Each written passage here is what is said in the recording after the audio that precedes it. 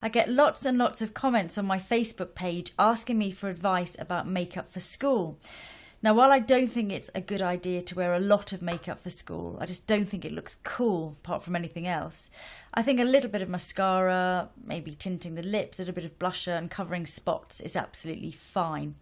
So I'm going to do a look today. It's very quick, easy and natural using all drugstore products, and I have a beautiful model today whose name is Sophie and she's here with her mum. So I hope you like the look. So to start with, I'm going to use some of the Embryolisse Creme Concentrate simply because Sophie's skin, it's kind of normal to dry, isn't it? It's not too dry. It's kind of normal. You're lucky. I'm just going to give you a really good moisturise. So on top of that, I'm going to use the Maybelline Dream Fresh BB, and this is a gel-based tinted moisturiser really that has lots of benefits, and it's super light and quite dewy, so it's perfect for every day and for school. You can use fingers to apply if you want. You can use a brush or you could use a sponge, whichever feels best. And just put a really thin layer, working from the centre out. And just keep it really, really light. Now obviously if you do have blemishes and spots and things, you are going to have to use something else. You're going to have to use a concealer on top of this. So once you put a thin layer all over, you can then reach for your concealer, and really depending on what your skin issues are will depend on what kind of concealer you use. Actually, before I use the concealer, I'm just going to use this illuminating tint as well, because you have a little bit of dryness. I think it'll be nice to have a little bit more shimmer and shine just on your cheek area.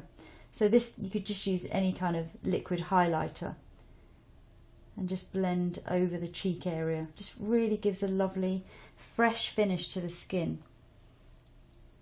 And fingers is fine for this. Just make sure you're really blending. If you do this before you use your concealer, then you can still do any coverage or any sort of blemish covering that you need to do on top.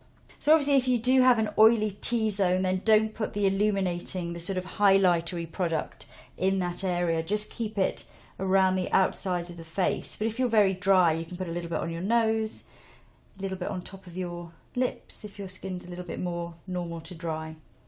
Just want it to look really, really fresh and light. The other thing actually that's great about this illuminating tint is that it has a full coverage concealer at the bottom of the tube, which is obviously really, really handy to have in your bag. So for concealer, I'm going to use the Revlon Colour Stay Concealer. I'm going to pat a little bit under Sophie's eyes. Just look up for me, Tyler.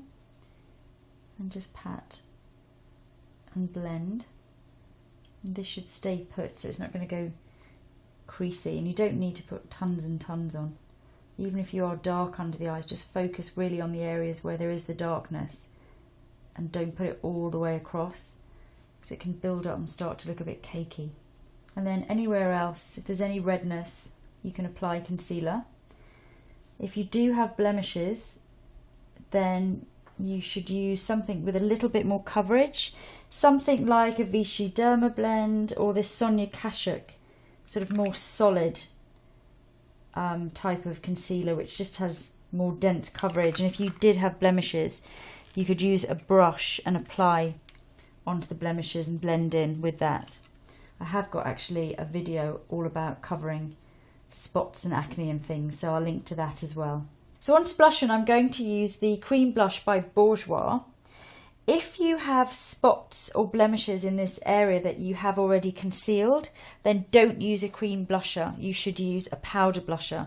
Just powder and set the concealing that you've done, and then very gently brush over super lightly with a powder. So just apply it really simply onto the apples of the cheeks and then blend out. So just keep blending. You don't really want to see where it begins and where it ends. It's a really natural flush.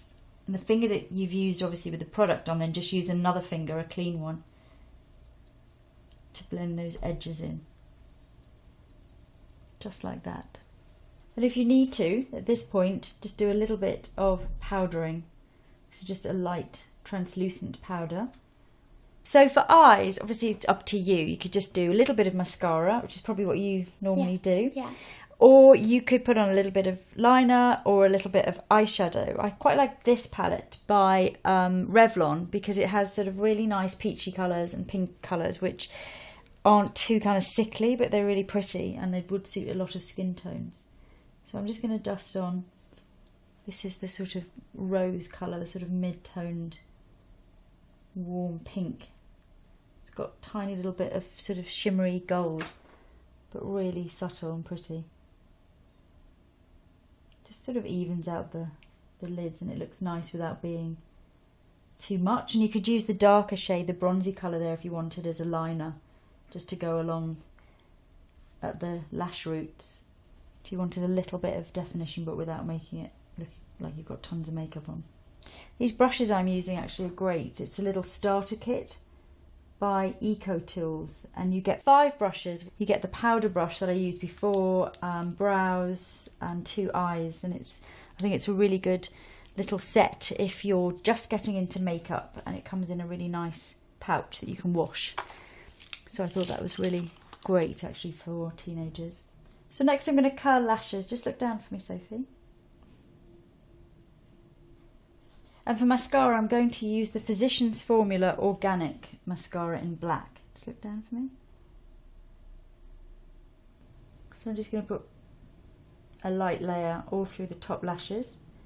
I'm not going to put too much on because Sophie naturally has really thick lashes. So for brows, I think just do whatever you need to do. I mean, if you can just brush them into shape, perfect. If you have any little gaps or any little scars, you can just fill them in with a little bit of powder and just really gently brush over. You can thicken them up and have them look as even as you can. Don't worry too much about it, but I think really avoid kind of heavy penciling and things during the day because it just looks kind of weird. If you've got unruly brows, you could use an eyebrow gel just to set them.